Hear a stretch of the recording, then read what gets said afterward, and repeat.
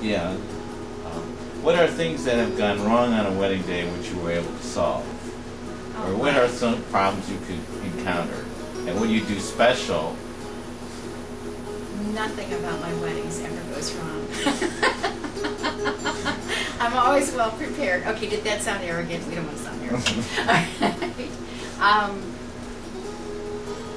Really, actually, nothing has gone wrong because I do prepare that much in advance. Any of my couples will tell you that between a week or two before the wedding, I start emailing and calling them, confirming everything that we've talked about.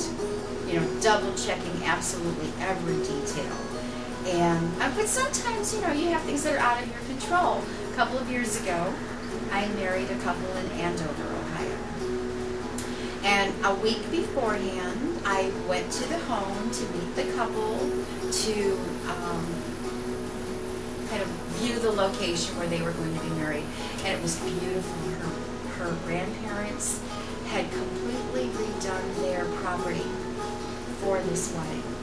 They built gazebos, I mean permanent gazebos. They didn't bring something in and rent it. They had a pond on the property. They built a beautiful bridge.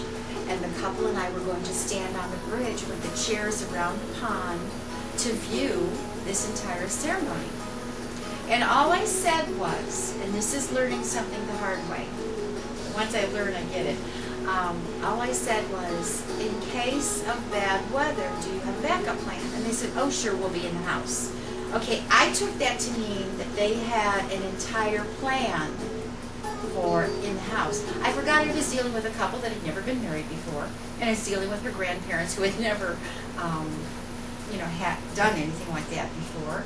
I wasn't dealing with event planners or a party center or this sort of thing. And so I just kind of took them at their word that they had this backup plan. Well, sure enough, that was the day that we had that huge flooding in northeastern Ohio that we hadn't seen in years. I could barely get there. I'm driving down Route 90, and it's like currents of water are on both sides of the road. I mean, it really gave me great respect for our road engineers, that the water was able to stay over there and not in the road. But I mean, you know, I'd glance over there and I'd see this rushing water and I'd have a little panic attack.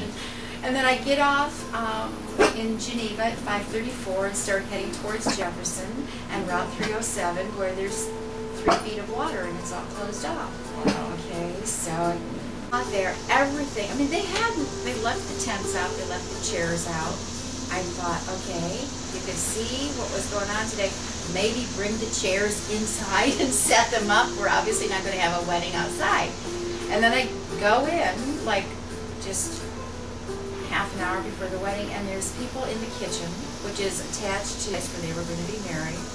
And they're getting ready, you know, to serve all these people, and they're banging pots and pans, and they're cooking and everything else. And I said, excuse me, could you just stop long enough that we can have a wedding here? Let's, you know, try to respect their ceremony.